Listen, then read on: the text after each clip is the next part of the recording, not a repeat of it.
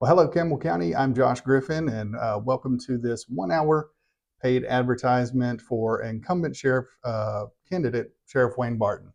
I'm joined by Sheriff Wayne Barton here, and we at the Times would like everyone to know that the Times platform is available to all candidates seeking local government offices and elected positions. And if you would like to advertise, please reach out to us on our Facebook page. Tonight, Sheriff Barton would like to speak to the citizens of Campbell County, and I'll be moderating and monitoring the comment section. Sheriff Barton is opening up the comment section to you and welcomes all questions from the people of Campbell County. So with that, we'll turn it over to Sheriff Barton. All right. I first want to thank the Volunteer Times for hosting this tonight, giving us this opportunity. And I just wanted to, as we're so close to this primary election coming up here in just a few days, I know there's been a lot of half-truths and different things that have been spread throughout the past few weeks or maybe few months through the early voting cycle. And I just wanted to give the citizens an opportunity to reach out to me personally and ask their questions. If they have a question, a comment, a concern, whatever it may be, we will try to answer that. If I don't know the answer, I'll find the answer and get back with you just as soon as I can. But wanted to let the citizens just whatever's on their mind tonight. There's a lot going on in Campbell County. There's a lot of moving parts at the sheriff's office. So if there's something that you're thinking about, we'll take all comments, complaints, questions, concerns, and even a few compliments if they're out there. So we're open for those questions. No questions so far, nothing in the comment section, but folks, we just want to remind you at home, all you got to do to ask the sheriff a question, it's wide open for you. Just type your question up there in the comment section. I'll be reading them. Of course, we won't read anything inappropriate online. Try to keep your questions stream safe or live media safe. But other than that, we'll be watching there. Sheriff, have you got any topics that you want to talk to the folks about? Any of the things that you were talking about that maybe were going on out there that you want to let the folks at home know? Sure, Josh. I think one of the concerns that the voters had and the citizens had, and as you all know, a few months ago, I had a little health scare. We don't really know why it happened or what caused it, and the doctors can't tell us that there's anything wrong with me. But I want the voters to know that I'm fine. I've been back for checkups. There's no damage. There's no blockages. There's no anything that's going on. When I asked the last cardiologist that I spoke with, I said, "Well, Doc, what's wrong with me?" And he said, "Well, Mr. Barton, we can't find anything wrong with you." And I said, "Well, what caused this?" And he said, "Well, Mr. Barton, we really don't know either." So I asked him the question. I said, "Have you ever heard the song, 'I Know a Man Who Can'?" He said, "Well, I think I'm familiar with that." And I said, "Well, I know a man who did."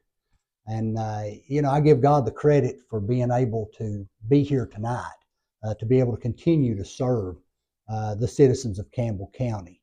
There was talk that, well, he may not pick a petition up and he may not be able to do this or may not be able to do that. I got out of the hospital after 11 days on Wednesday. I walked into the Election Commission office on Thursday, picked up my petition and turned it back in the very next day, and was back in the office that next day. That shows you that God's in control. That shows you that I am dedicated to serving the people of Campbell County, and at all costs, whatever we have to do to continue to serve. But I want everyone to know that my health is not an issue in 4 more years. For those of you that have not been under a rock for the last 3 months, you've seen me out in the community. You've seen me at the local restaurants. You've seen me in the schools. You've seen me at the public function and events. It's go, go, go. And I think that's part of the responsibility of the sheriff. He needs to be out in the community. He needs to be seen. He needs to be available to his constituents, to his public, because they are our neighbors. They are our friends. They are our relatives. And if the sheriff is not available to them, what good is he? So I think my health was one of the things, and I think anyone that's, as I said, that's been out and about over the past 3 months, they can see that I'm as good as ever. So I'm thankful for that and thank God for that. Um, if anybody has any specific questions about my health, I'll try to answer them. I'm not a doctor. I know what they've told me, and we'll go from there. We'll see how it goes. All right. So so far, still no comments. Uh, Nobody has asked any questions yet. How is the county just in terms of law enforcement status? Just in your day to day, how's the county looking from when you stepped into office to begin your first term to now? Oh How would you wow. say things have Um, improved? well, when I first took office, I needed about 30 employees to be staffed. The sheriff's office, when it is fully staffed, is about 125 positions, full-time and part-time both. And we were well less than 100. We needed about 30 positions. We needed SROs. We needed corrections officers. We needed bailiffs. We needed detectives. We needed almost folks for every division that we had. Um, we started trying to fill those positions. It's not easy to do. When you have to have an individual who is certified through the police officer standardized training in Nashville to fill a lot of those positions, you can't steal them from Lowe's or McDonald's or Walmart or somewhere like that. It takes a specialized training. But I'm glad to say that over the last couple of years, we've almost been 100% staffed.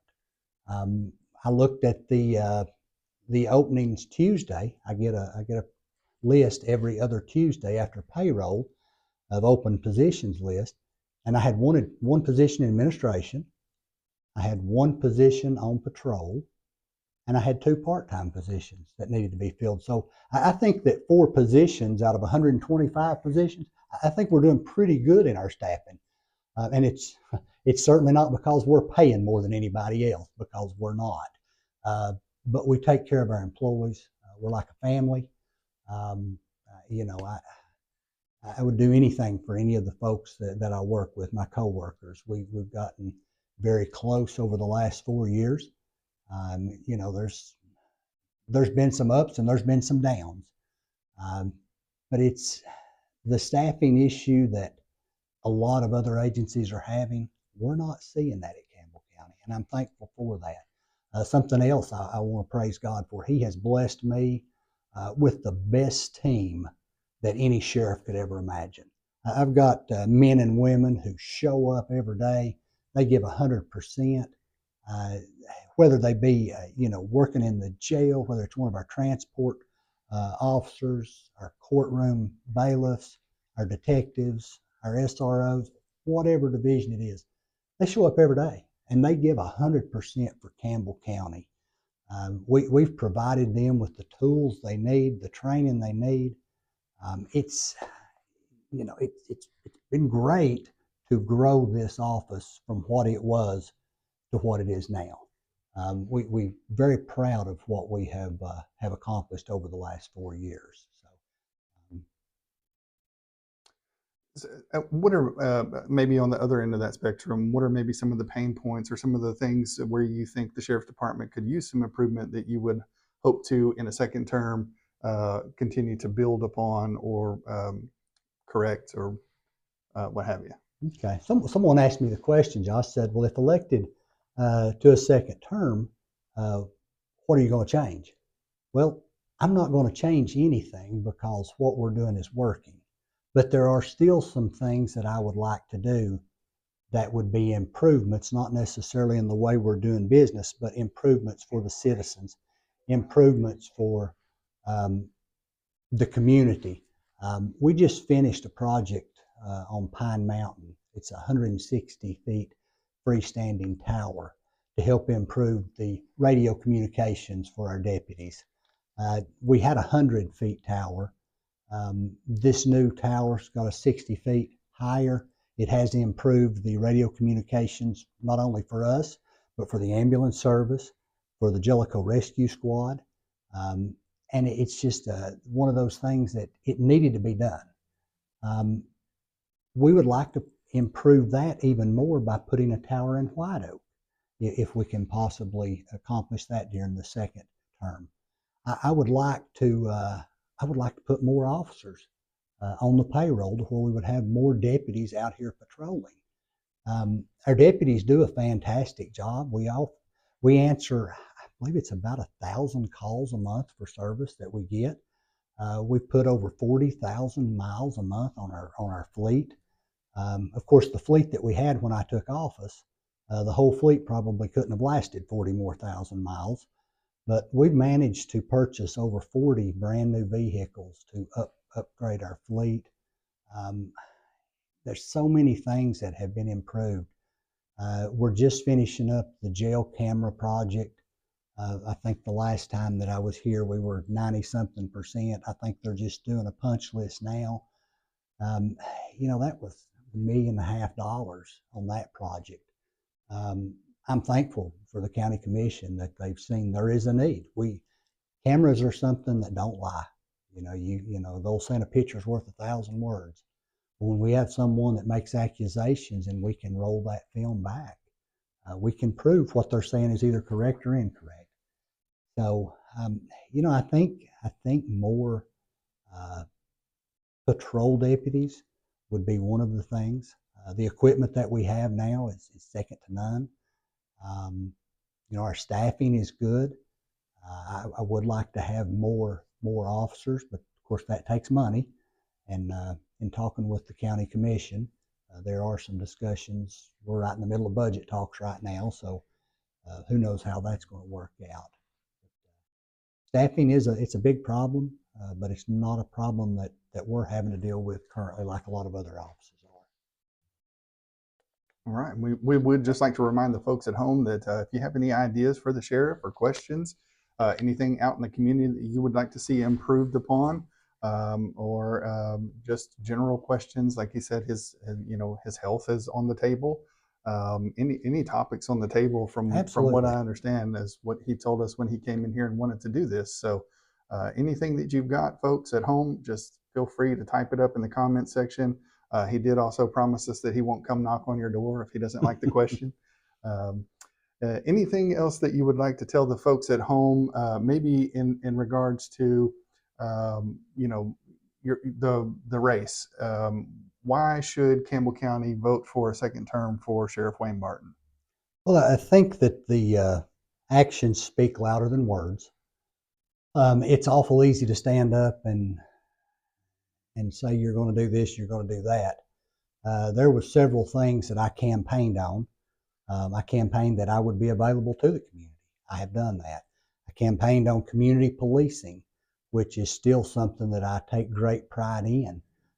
It's proven that law enforcement presence, is a deterrent to crime. So if individuals are planning on breaking in somewhere or vandalizing something and they see a patrol car, they're going to go somewhere else.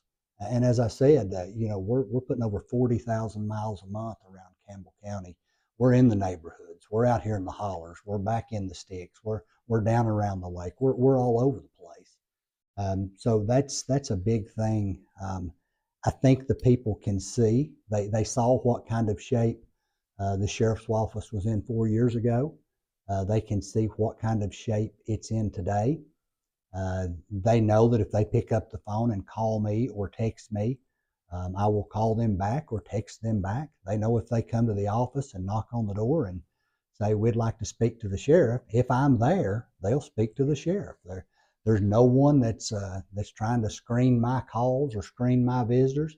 If I'm there, I'm available to Campbell County. And that was two of the biggest things that I heard people say is, we never see deputies and we can't talk with the sheriff. So I've tried to do that. I've tried to make myself available to the community, try to participate in as many community events as we can so we are out to where if people do have questions, they can come to me. They can ask me. I had a lady tell me about a week ago, she said, you look like you're just so approachable. And I said, well, thank you. I appreciate that. Um, so it's if you're happy with the job we've done, uh, continue to employ us, continue to keep us there. The great thing about America is we do live in a democracy to where that if the voters are not happy, they can vote you out. So, um, if they're not happy with the job that we've done, there is another option. If they're happy with the last 4 years of county law enforcement and the leadership that I have given and the what we have brought the sheriff's office to, then give us 4 more years and we'll continue the progress just like we have. All right. Still no one brave enough to ask the first question. So I'll just keep firing away here. Any big ideas for a second term? Any maybe like community outreach projects that you have in mind, or anything like that to get out that maybe pertains to law enforcement but doesn't have to do with the act of law enforcement itself? Right. There's a lot of programs that we have started in the community. Um, One of the things, and the lady called about it this morning when we were doing the other interview, was the inmate work release program. And that's something that we copied Scott County from. Campbell United was part of that. This gives inmates, they have to be vetted by us, by the district attorney's office, the judges. Everyone has to approve before they are allowed to go out and work. But it gives them an opportunity to have a leg up when their time is done. Out of their paycheck, a percentage of that will go to pay fines, restitution, court cost, whatever they owe a victim, that money would be paid back. A small portion of it goes back into the program. This program helps them get a copy of their birth certificate, get a photo ID, get their GED if they do not have a high school diploma or GED. That's the hardest thing for individuals when they are released from jail. They don't have an ID, they've lost their birth certificate, they don't have a copy of their social security card, and how can they get a job without just those basic things? So Scott County says that they have had 100% no one returning back to the individuals who have completed the program. So we hope that through this program, we will reduce the number of individuals who are returning back to jail. We've all heard about the revolving door. They come to jail, they get out, they commit another crime, and right back in jail. This is something that we hope will give them a leg up once they have completed their time, paid all their fines, made all the restitution to the victims that they've wronged. Then they will be able to become productive citizens back in society. Okay, so we do actually have some questions. All right. I refreshed the screen. I was getting the signal from Offset there that there were some questions, and when I refreshed my screen, I actually now see comments. I didn't have any comments before, so apologies for that for you folks at home. The first question comes from Alice Miller, and it says, can you explain why the abusive canine trainer is still training Campbell County handlers and dogs, and why we allow other agencies to use our buildings for that awful training and abuse when you promised it would stop before you took office last election? Ms. Miller has had several comments over the last few months about different things, and I welcome that. This is America. I didn't make any promises during the last campaign. I was very careful not to make promises because as a candidate, I was unsure of what I could do and what needed to be done. Miss Miller's particular situation that she's referring to was a video that was released of a previous employee and a previous K9 that the sheriff's office had. That was released before I became sheriff. That act was recorded before I became sheriff. The training that our K9 officers go through, the training that the previous K9 officers go through, as most of you all know, I was a K9 handler. I went through that training. So what I did after taking office was I sent all of the information that we had concerning that incident to 5 different canine trainers from Florida, Georgia, Texas, and 2 from Tennessee. I took the recommendations of those trainers, and that's how I based my opinion or my information on what to do about that particular situation.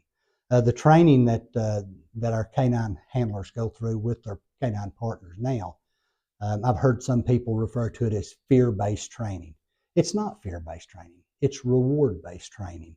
If the dog does well, they are rewarded. If the dog does not do well, you remove the reward from the dog. So I think there was some misunderstanding, and I apologize if Miss Miller misunderstood. I don't remember making any promises to anyone, not even promises of jobs if I was elected. So I hope that clears that up a little bit. I understand that people are not going to be happy with everything that we do, but I would like that to be very clear. The training that our canine officers and their canine partners go through is not fear-based. It's reward-based. And anyone that's ever handled a dog, worked around dogs, been involved in trainings, they understand what that is. So I hope that clears that up some for Miss Miller. But I'm glad we live in America, and she's entitled to her thoughts and her opinions just as everyone else is. All right, another question from Josh Britt. How many more people are you going to let die in the roach-infested jail? Okay. Well, first of all, we don't have any roaches. We have bug people that come through and spray every month. As far as the deaths in the jail, it's no secret. We did have 4 in custody deaths in 2024. Just complete tragedy. It's a tragedy when anyone loses their lives. It's a tragedy for the families. It's a tragedy for the corrections officers. It's a tragedy for everyone involved, EMS. And it's not something that that anyone wants to see happen. In 2024, there were over 700 deaths that the funeral homes around Campbell County had to deal with. That's 700 tragedies. It just so happened that 4 of those happened to be while in our custody. I'm a little different than most people, I guess. I believe that when it is your time to go, you're going to leave this world. Whether you're sitting on the front pew at church, whether you're driving down the interstate, whether you're eating dinner, or whether you're in jail somewhere. And in custody deaths are something that is something that happens. It's nationwide. It's worldwide. It's not just something that is in Campbell County.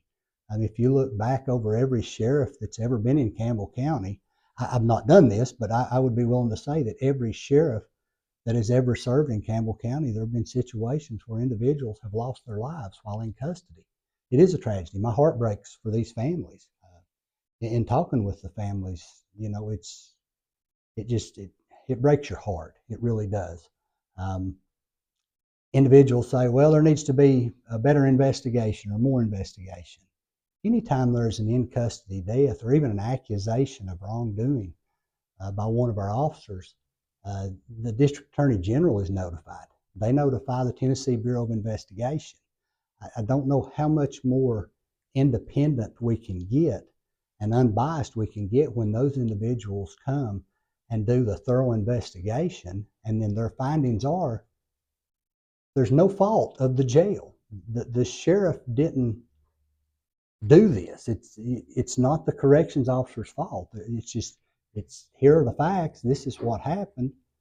It's a tragedy, and it doesn't make it any easier for those families. But all 4 of those in custody deaths were thoroughly investigated by an independent agency, and there was no wrongdoing found. So my heart breaks. I pray for these families. But those things, they happen, and they happen everywhere, not just in jail, but everywhere. People are going to leave this world, and when it's your turn, it doesn't matter where you're at. So I hate that it happens. I wish I could fix it all. but I can't. Christy Rosser would like to know, what do you think is the most important skill for being a good sheriff? I think that I don't know if it's the most important, but it would be very important, uh, is to be very much a people person, because you meet people from all walks of life. We have a very diverse group that live in Campbell County, and it's getting more and more diverse as each year passes, with the number of people retiring to the state of Tennessee and coming to Campbell County. So I think being able to talk with people, regardless of their political beliefs, regardless of their religious beliefs, regardless of what color their skin is, or regardless of what side of the tracks they live on. I think just being open to all walks of life, because as we know, Lady Justice is blindfolded. It doesn't matter to her whether you're a Republican or a Democrat. The law's the law. So I think just being a people person, where that people can relate to me and I can relate to them, is certainly an important quality, Josh. Right. Not. So I'm seeing a lot of statements, not a lot more questions. Let's see here. You, yeah, I mean, if there's anything else that you would like the folks to know at home, One of feel the free. one of the things that uh, has been stated is that we have a body scanner that we don't use. Um, our body scanner is a great tool that was purchased with grant funds. Um, it's used every day. We use that body scanner every single day, which has really decreased the amount of contraband coming into the facility. When workers go out, whether they're working on a litter pickup or for one of the local cities, when they come back in, they're scanned. When we have new inmates that maybe one of our deputies arrests someone, or one of the city agencies or the highway patrol arrests someone, they're run through the body scanner. So I'm not sure where the misinformation, how it got spread that the body scanner is not being used. It all of our officers are trained on the body scanner, um, and we use the thing every day. We actually had one of the local media outlets to come in when we did the body scanner, and um, allowed them to hide an object on their person, and scanned them, and we were able to find it. So the body scanner is a great tool. It doesn't stop 100% of the stuff coming into the jail. They throw stuff over the fence. There's stuff that's we had an inmate that actually burned a hole through a window to the outside. And it was one of the small windows, but it was big enough to where that they could sneak a cell phone in from the outside. So it's just they're very smart. They have 24 hours a day, 7 days a week to try to figure out how to beat the system. And we're never going to stop it all. There's even maximum security prisons that that are scattered all over the country. They have contraband that gets in. Your county jails, contraband that gets in. Your state prisons. It's just as long as there's prisoners, they're going to be trying to figure out, and they are going to figure out how to get stuff into the facility that's not supposed to be there. But I commend my corrections officers. They're using the body scanner. They're stopping a lot of this. In our cell checks, they know what to look for. They're highly trained. When they spot stuff that shouldn't be there, they dig a little deeper. So we're trying to keep as much stuff out of the jail as we possibly can. Okay. I was going to there was it's not really a question, but I think it maybe raises a good point. I think a lot of the men need to be on a fitness program. Would you agree with that statement, or do you have plans to implement any kind of fitness program, or is there one already in existence? I do not have any plans for a fitness program. I would agree with whoever made that statement. As individuals that are out here to protect and serve our community, we should try to keep ourselves in shape to where we can perform those duties. That was one of the things that they pushed when we was at the academy. Was, you know, you've been here for 10 weeks. You've had us to tell you what to do and when to do it and when to run and when to do push-ups. But once you get back home, it's up to you. You have to be the one. Um, you know, it's not just in law enforcement, Josh. Look around. Society has biggie sized. You know, you go through a fast food restaurant now and you almost need a shoulder strap because the soft drinks are so big. You know, we have become a society that is addicted to sugar, amongst other things. But I do agree with the individual who made the statement. But it's not something that I feel like I can police. I think that's something that each individual officer is going to have to say, you know, maybe I need to get in a little better shape. Maybe I need to just start walking when I'm not working. It's hard.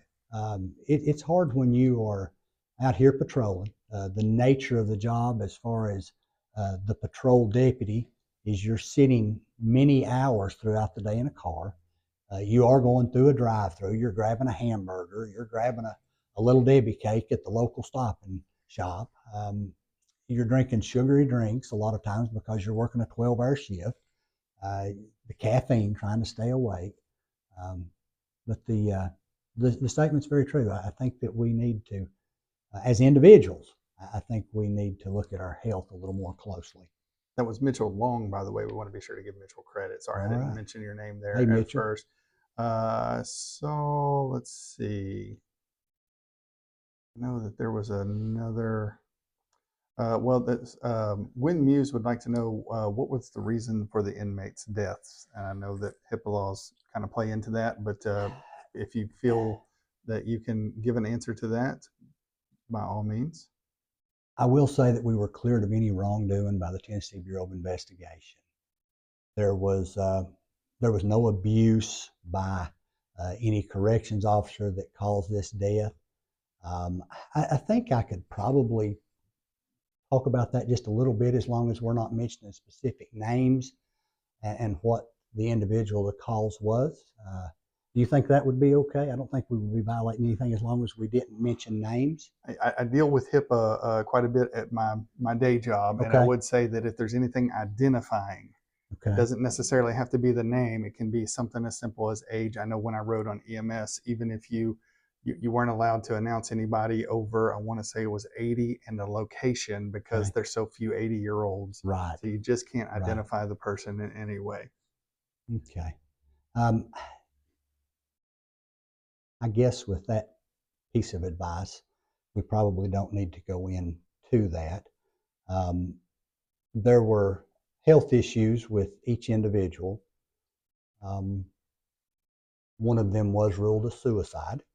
Um, from my experience, when someone decides they are going to take their own life, once they've made their mind up, they're going to eventually do that, seems like. Um, another one had been released from the hospital and came back and had a situation that ended up, um, they lost their life almost immediately after coming back from the hospital. They were cleared. The other one, family had a history of heart problems, was ruled that something with their heart. Um, the other individual, it was, if I remember correctly, it was a meth-induced stroke. Um, so, not to get into any more other than that, um, I don't know how I can answer that anymore, and I apologize for being vague It, in it, that. it But is it is really really hard. yeah, I I don't will say want from to. personal experience with HIPAA, it is very very difficult to try to explain to folks medical conditions and causes of death and things like that. So um, I think that that's probably pretty sufficient. Justin Painter says, Sheriff, would you care to explain to the public how the law works? As in, as an officer, we are responsible to uphold the law. Explain how the system works if you don't mind. I think the public needs better understanding. Okay. I'm not 100% sure. That is a broad statement, Mr. Painter. We are sworn to uphold the law, the Constitution of the state of Tennessee and the United States. Um, we can't just go out here and it's not what we know, it's what we can prove. Everyone who has ever lived in a neighborhood where someone was selling drugs, you knew where those drugs were coming from. You knew who was selling the drugs. Uh, you call us and you say, so and so is selling drugs. We may know that already, and we're just trying to get enough evidence to prove that. We can't just go and kick their door in because the neighbor said they were selling drugs. I can't just go and arrest someone because somebody told me they did something wrong. We are sworn to uphold the law, and in doing that, there are certain ways that we have to operate. We can't do a lot of things on just mere suspicion. Uh, it's like a lot of people talk about search warrants.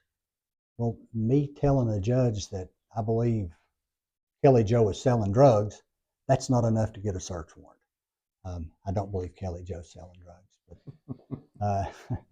but anyway, there has to be evidence, and there are a lot of things that we wish we could do. We wish it was easier, uh, but there are laws that we have to abide by, and we have to go along with, and it is frustrating at times when we know something, but we don't have enough evidence to prove it, and that's where the justice system, our justice system in America is not perfect, but I feel like it's the best one in the world.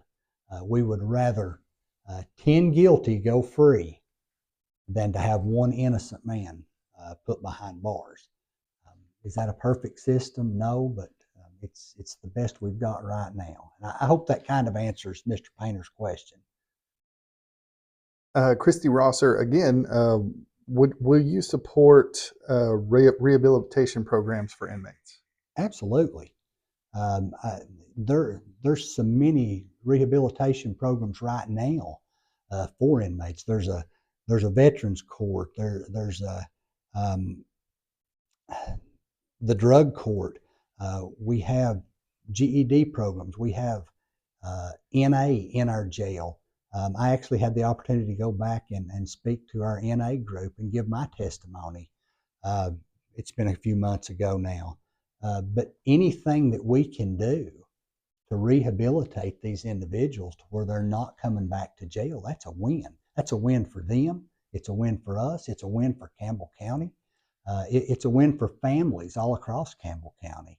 So yes, absolutely. If there is other programs that we're not trying right now, that someone's aware of that's working in another facility somewhere, by all means, bring it to our attention. We're open to constructive criticism. So the rehabilitation programs, as I mentioned earlier about the work release, I think that's a great program. The GED program, that helps. Just so many things like that we are currently doing. But yes, I'm open to anything we can do to rehabilitate. Let's see, we've got Brittany Sexton would like you to know that she appreciates law enforcement and she's missing On Patrol Live right now to watch this. So you're doing better than On Patrol Live. That's saying something, I would think. Thank you, Brittany. And let's see here what else we've got. Looks like a few more have come in. Forgive me, folks. I have to keep refreshing and getting the latest comments. Let's see. Aaron Jones. I never see patrol cars anymore on these back roads. Used to be when Robbie Goins was sheriff. I would see plenty of patrol cars. Why not now? I'm not sure where you live. I can promise you that the patrol cars are putting more miles out on the county roads than what they ever have for a couple different reasons. We are fully staffed. We have more cars that are out working. I look at the activity sheets that we get. The deputies do an activity sheet every shift. It's turned in at the end of every week. I get those totals at the end of the month. Um, I don't know if maybe you're not home when they're patrolling by your house. I don't know if you're in bed when they're patrolling by your house. But if you would like some extra patrol, by all means, um, send me your address or the neighborhood that you live in, and I will make sure that we get some extra patrol there. We don't care to patrol. We're out working. Our deputies are out patrolling 12 hours a day, uh, each shift. They're out. We have two shifts that work, so two 12-hour shifts. Um, so wherever you live at, I would be willing to bet that they are patrolling. But if you would like some extra patrol, um, I don't expect you to put it on the air where you live, but call the office or call my cell phone or text me, and we'll be glad to get you some extra patrol out there. I will say I have some personal experience with that. Christmas Eve night, we were out in the yard putting together a playhouse with flashlights. Santa Claus was helping, I'm sure. Santa Claus was there Okay. helping, and it took all of about 12 minutes of that, and we had 4 units at our house spotlighting us, and they wanted to know what we were up to. So, They um, thought you were stealing the playhouse. yeah, Maybe you were the yeah, Grinch. Yeah. yeah. Let's see if we've got any more here. Let me refresh. Mm, Jenny Miller says, I worked at Anderson County and would love to volunteer to share my story because of, oh, I'm sorry. I thought that was a question. Let's see. While, Wait, while you're looking there, yeah. one of the divisions that I'd like to give a shout out to tonight is our SRO division. They all of our deputies do a very, very important job.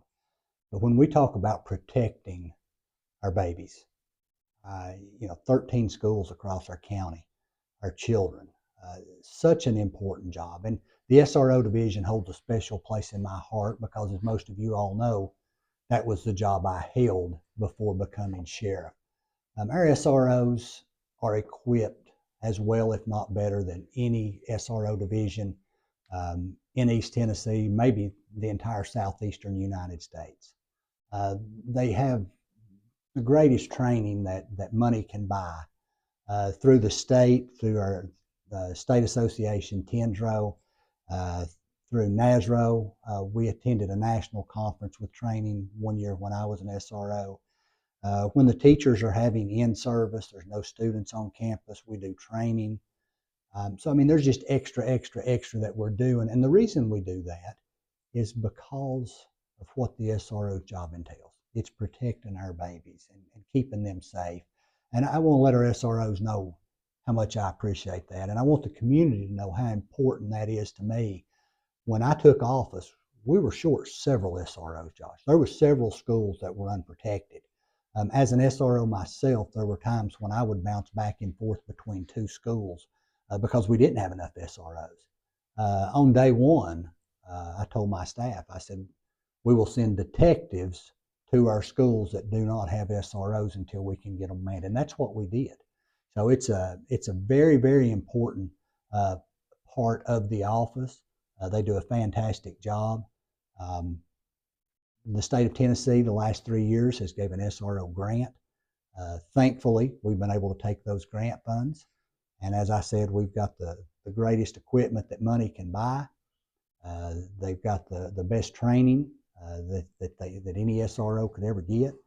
And we're going to continue to train. We're going to continue to equip. We're going to continue to have these individuals that are willing to go above and beyond to protect our children, our babies, our staff, and to keep our campuses safe. I don't know how that, um, I've been referring to these things as half truths, but I'm just going to call that flat out lies that's been spread throughout the community that our SROs are untrained or that our SROs are not capable of doing the job. We've got a great SRO division. I'm very proud of them. I know, personally speaking, our kids go to Jacksboro Elementary, and the SRO there is he's like family Mm-hmm. to a lot of the kids. You Right. know, lots of hugs coming out of the Mm-hmm. school and everything. They all love him. So I'm going to try to think of a way to word this. It is a tough question, um, but it's been asked several times by a couple of people, and so there's a word that's being used that I think might get us a strike. So I'm going to try to. Uh, there's a lot of concern about the officer that had some child material on his phone. Yes. Um, Do you want to address that for I'd be folks? glad to. I want everyone to know that there's been a word that's been floating around this campaign, and that word is accountability. I don't know how much more accountable I can hold deputies when they are found doing wrong. They are charged, they're terminated. So I don't know a lot of the details of that particular case. I had went home early that Friday when the individual was arrested. Um, TBI agent had called. I had missed a call from him. I was out putting out campaign signs. Just with the primary coming up, we have a very short campaign season. I seen that he had called, or I had missed a call from him, and I thought, well, when we get these signs put up, I'll call him back. Um, my daughter called and said there were two guys in suits at the house looking for you. Okay, I thought that was a little strange. I said, did you know who they were? No. Then the TBI agent calls me back again. So I answered and I said, were you just at my house? And he said, no, that was Agent A and Agent B. I won't call their names. And I said, well, hang on a minute. They're pulling in right now. So when I pulled in, they asked me to come back across the mountain. I said, guys, can this wait till tomorrow? I don't know if y'all know it or not, but I've got an election here in a few weeks, and I need to get these signs out. And they said, well, we really need to take care of this. I had no idea that anything was going on until we get back to the office. The, the deputy comes in. We start to walk into the conference room. They want to speak with him first. When they opened the door, I heard the handcuffs going on him, and then they explained to me what had happened. As I said earlier, we're like family there at the sheriff's office. I love them all. But the other side of that is, too, we're all adults. And I can't hold everyone's hand when they go home. I can't force them to be choir boys or choir girls. I can't force them to do as they should.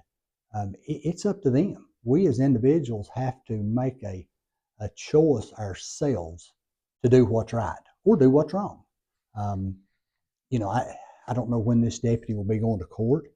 Uh, when the arrest took place, he was terminated. I did ask the agent there that I did speak with. I said, was there a victim that he was communicating back and forth with? And he did tell me no, that it was pictures that were being exchanged. I took it that it was between two adults. I don't know that to be a fact. Is it wrong? Absolutely, it's wrong. It's wrong in every sense. I don't know all the details to it.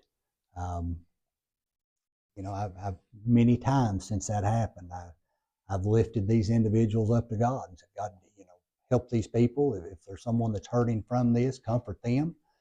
Um, but when it's brought to my attention that they have done wrong, and we discipline them, whether it be a written reprimand, whether it be a suspension, or whether it be a termination, I don't know how much more accountable I can hold these individuals when it's brought to my attention.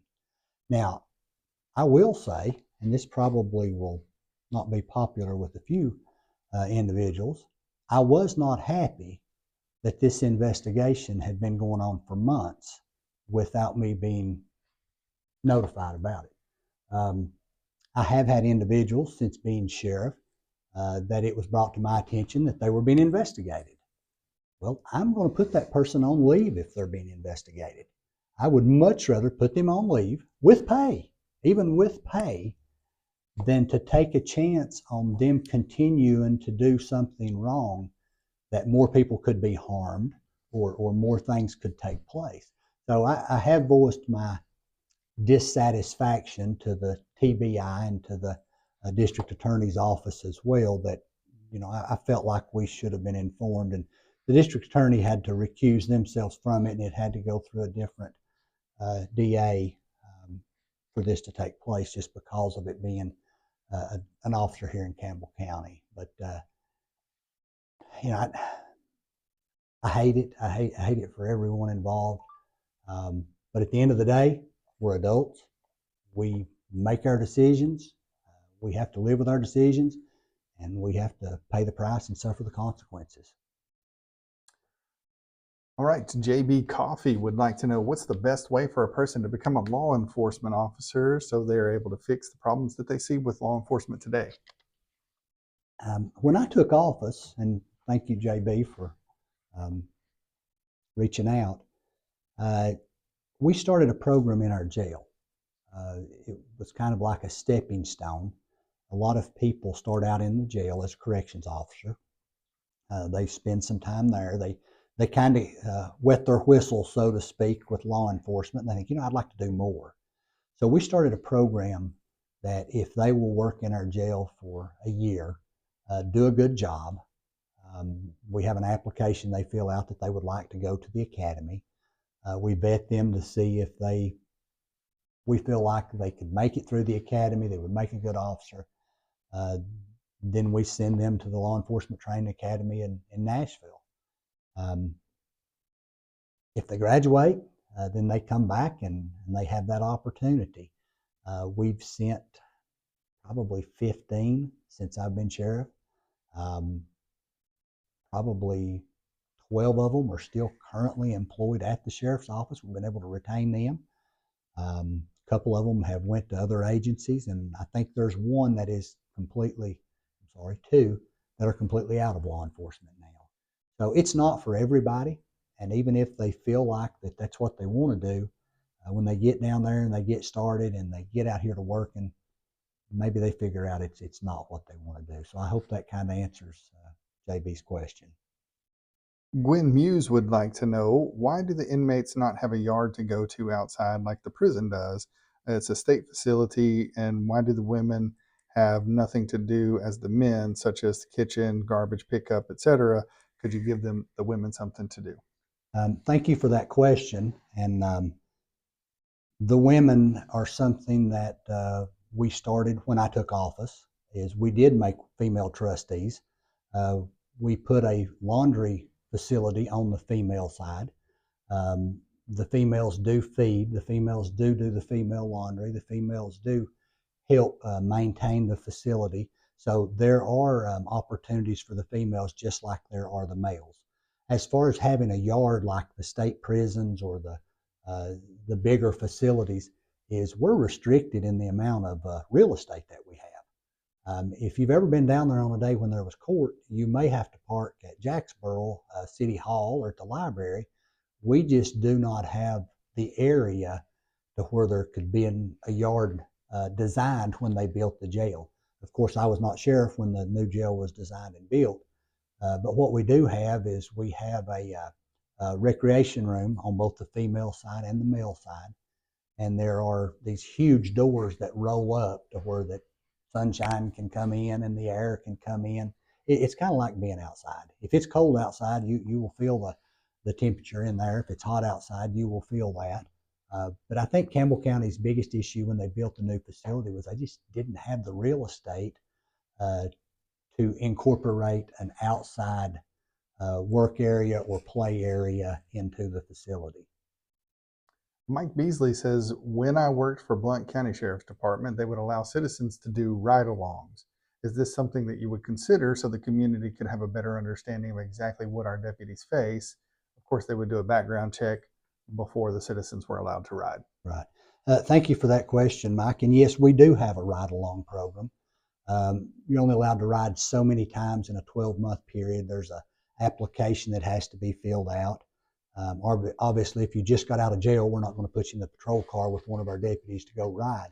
But we do have a ride-along program to where that individuals can get out and see kind of what we go through from day to day. So if that's something someone's interested in, please reach out to me or reach out to either my chief deputy or my captain that's over patrol. and we'd be glad to get you an application. And if you meet the very minimum qualifications and standards, we'd love to give you that opportunity. Kyle Nolan, have you been in contact with TWRA with the growth of Campbell County, and how can we keep our woods and lakes safe? TWRA's got their hands full. There's no doubt they're just like a lot of other agencies. They've got more on their plate than they can say grace over. TWRA, I sit on the Cora board, and they're typically there every month to that meeting. I don't always get to attend. But in talking with the TWR agents that we have now, it's growing. The state property in Campbell County is growing.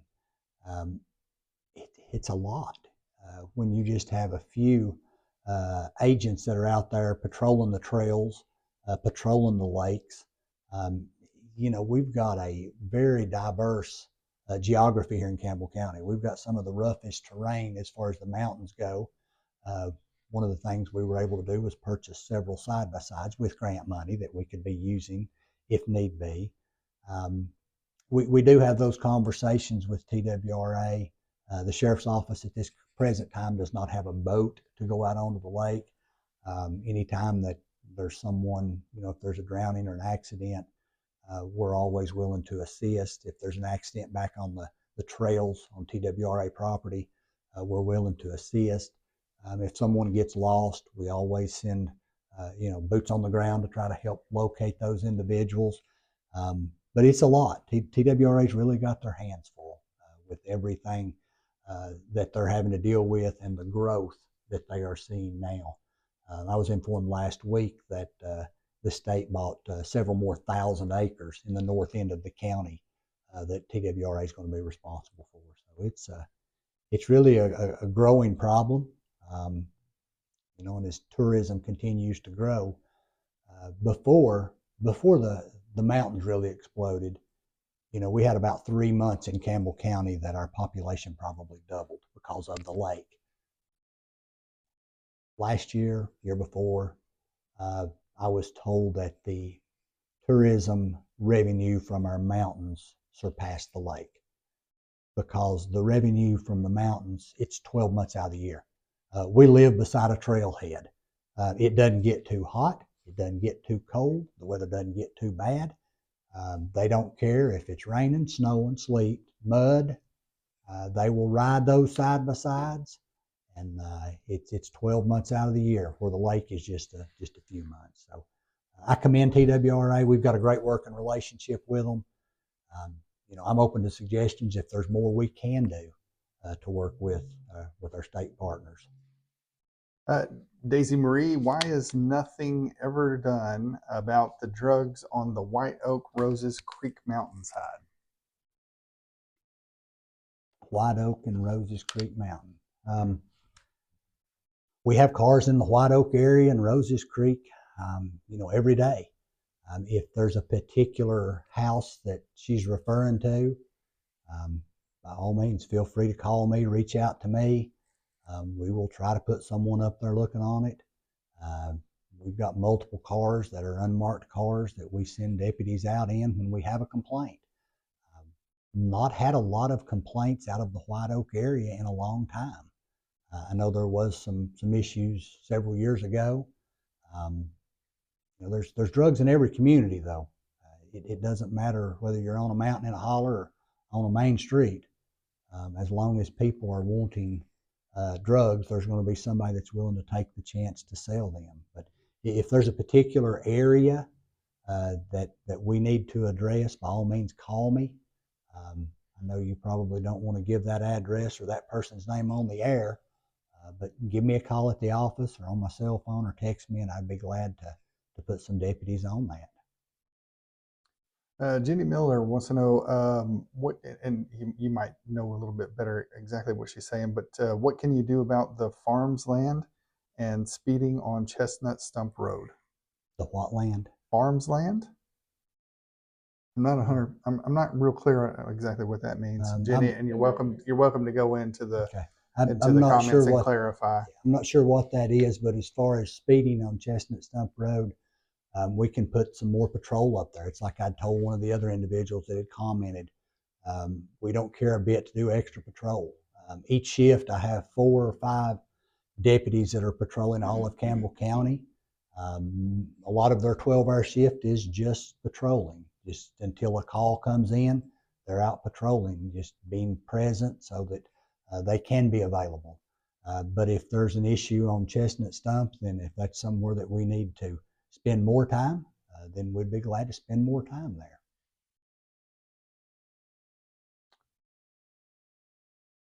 Okay, let's see. Is there ongoing, this is Christy Rosser again.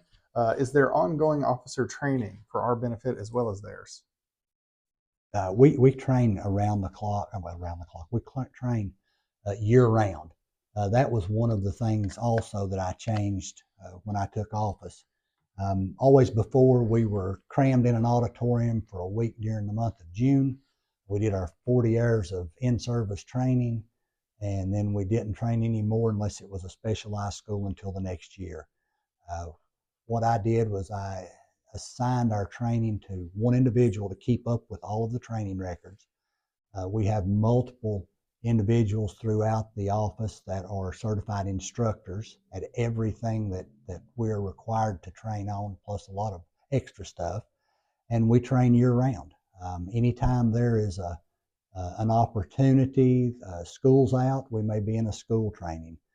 If there's something that's going on in the community that needs some type of specialized training, we train for that. I've got corrections officers this week that are, I think, in Monroe County doing specialized training for corrections. I've got two officers that went last week to specialized training. So all of the basic stuff and some of the specialized stuff we do in-house. But there's a lot of specialized training that we send individuals to different counties for. So yes, there's training is something that's continuous. When you graduate the police academy, that just gives you an opportunity to become the police. It doesn't make you the police. So yes, thank you for that question. Yes, we're continually training. And we've got about 10 more minutes here till we hit the hour mark, but the questions are still rolling in. So it's up to you. You can choose when you want to give your closing remarks, or we can keep answering questions. I have been given the green light that we can keep rolling as long as you're willing to keep rolling. All right. I have an appointment at 9 a.m. in the morning. So I really don't want to go past enough time for me to go home, take a shower, and shave and get ready for that. But I don't care to continue to answer questions as long as we could feasibly do that. I don't want to keep you all out half the night, nor do I want to stay out half the night. But if that's what we need to do, we'd be glad to. Amanda Ray would like to know, are you going to keep the CPR program for the inmates? Absolutely. Probably been over a year ago now, I put something out on social media and said, I want your suggestions on what we can do better. And I had a previous inmate come to the office one day and asked to speak to me, and I welcomed him back. And he said, I've got an idea. I said, okay. He said, I think that if you would give your inmates first aid and CPR training, that it would boost their morale. It would allow them to feel like they were learning something that was very valuable to them.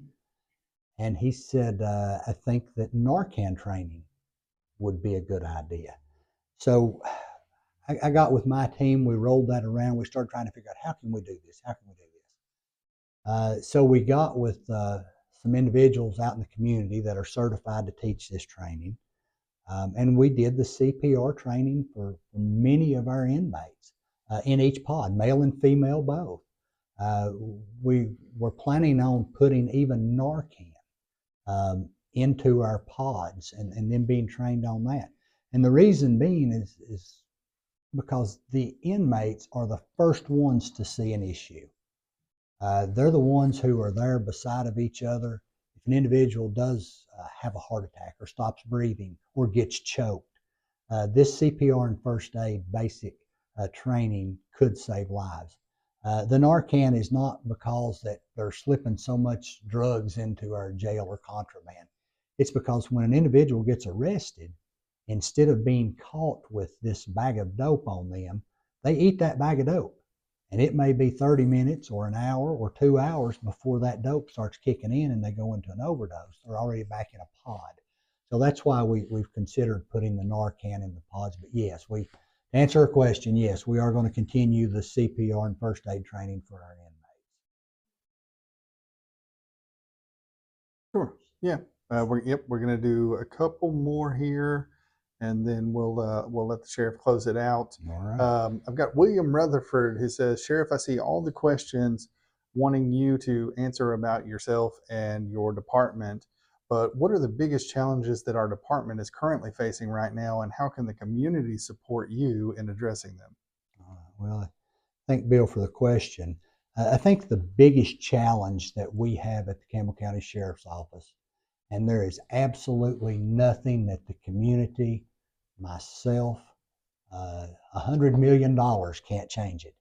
It's the geography of Campbell County. We are so spread out. We've got from exit 134 to the state line in Kentucky. We've got up 297 to the Pioneer Post Office, almost Scott County. We've got across Highway 90. We are just such a diverse geographical county that it's difficult. It's really hard to get radio communication to these areas. It's really hard. Personally, I have been in one end of a zone in the Stinking Creek area and get a call in Roses Creek. It's a long trip, even if you're running lights and siren to get from Stinking Creek to Roses Creek, or from the area of the Claiborne County line to Elk Valley. And that's all one zone. So I think that the biggest thing we face that we can't do anything about is the geography of Campbell County. The thing that I believe and would really like for our community to do, for me and every individual that puts the badge on day in and day out, if you can get a prayer through, pray for us.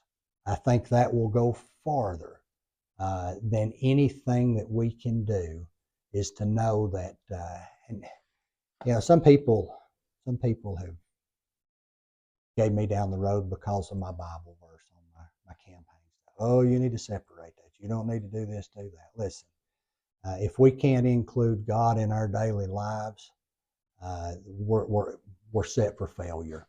So if there's anything the community can do, if you can get a prayer through, say a prayer for your sheriff's office, say a prayer for your local police departments, your highway patrol, all of your individuals, your men and women that are out here protecting and serving, whether they be in a courtroom setting or whether they be, in the jailhouse, or whether they be out here patrolling. But keep us in your prayers. Don't be so quick to judge.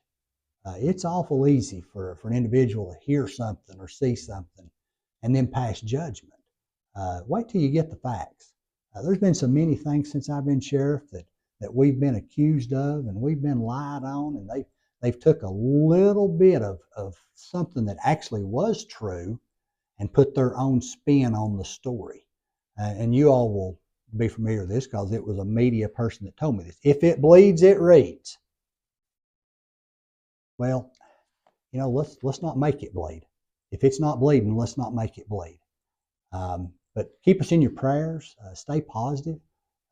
Get the facts before you go out here to badmouthing one of our deputies or one of these city officers, these corrections officers. Don't just jump to conclusions. Forever, every time that an ambulance came to the Campbell County Jail, another overdose at the Campbell County Jail. Well, no, it's not. Someone may have fallen and broken their arm. Someone may have had a heart attack. Someone may have, they were being transported for a doctor's visit or something. So many things that could be. But I would ask the community to be patient. Don't just jump to conclusions when you have a fraction of the evidence. Get the facts. Was it Joe Friday? Just the facts, ma'am. Just the facts. So. All right, and we're going to wrap it with Sean Chappell. If reelected, are there any changes you plan on making, and will there be body cams in the future of Campbell County law enforcement? I don't have an issue with body cameras. I am so thankful for the new camera system that we have in our courthouse, our jail, the exterior perimeter of our grounds and everything. And as I said earlier, a picture's worth 1,000 words. In talking with other agencies that have body cameras, and a good friend of mine who's the Whitley County Sheriff, he says that the body cams have cleared his officer of every accusation that's been made against them because he actually had the footage to prove that what the individual was saying happened didn't happen. So on that side, I'm very, very pro body camera. But along with that, what you open up is every single speeding ticket that is written, every arrest that is made, every traffic stop is on that camera footage. Therefore, you have these individuals, forgive me for saying it this way, nuts out there that are going to request every ounce of footage that you have on every incident. Well, that that takes almost a full-time person just to sit and pull this camera footage and provide it to these individuals. Are they entitled to it? As long as the case is closed, yes, they're entitled to it. The expense of body cameras. We don't have the money currently in our budget to buy the body cameras, but even if I had the money to buy them, that reoccurring expense, that maintenance each year on these cameras, that individual to pull that camera footage, all of those expenses would have to go into it. Um, to make a long story short, I'm not against body cameras, uh, but we're going to have more funding, and not just the funding to purchase the cameras. It's going to have to be a reoccurring expense every single year to keep these cameras up and going. Because the first thing that the community or some of the naysayers are going to say is when they get the body cameras and then one of them malfunctions, oh well, they're hiding evidence. So they've done something wrong, or they would give us the footage. Well, cameras are like anything else. If we buy them today, they're outdated tomorrow. They're like computers. So, thank you for the question. I'm not against body cameras, but it's going to take a lot more money than what I currently have to be able to put body cameras in play in Campbell County. That'll just about wrap it for us for time and the community questions. Any final words for the folks in Campbell County? I want to thank the individuals who have got out and early voted. Wow, what a turnout. 2,100 and some odd voters have early voted in a primary that we were really uncertain about how it was going to work. As you all know, we've not had a primary in Campbell County in 30 years as far as a county primary. I'm thankful for each one that has got out and supported us. I about drove my wife crazy, Nina, each night when she prints off the voter list of the individuals who have voted. And we're going down through marking. Okay, they have a yard sign, they have a shirt, they have a hat. And we've been tallying and trying to keep up with the early vote count. If you've not voted, Tuesday, May the 5th, by all means, get out and let your voice be heard. This primary election will decide who your sheriff is for the next 4 years. I'm tickled to death, happy, blessed to have been able to serve you for the last 4. In my eyes, I think I've done a good job for you, Campbell County. I'd like 4 more years to continue to serve you. So get out and vote. Let your voice be heard. I want to thank everyone who participated in our show tonight. If we didn't get to your question, it's not my fault. It's Josh's fault. So call me, come by the office. Just let me know what's on your mind, what I can do to help you. As always, others said I've lost my mind for doing this, but I give my personal cell phone number out each time that I have an opportunity, and I'm going to do it again tonight, 865-617-1899. If you've got a question for me that you didn't get through tonight, by all means, shoot me a text, give me a call, and I'll try to answer those questions. But Campbell County, thank you. Greatest place in the world, and I appreciate Volunteer Times for having us on tonight. So good night, Campbell County.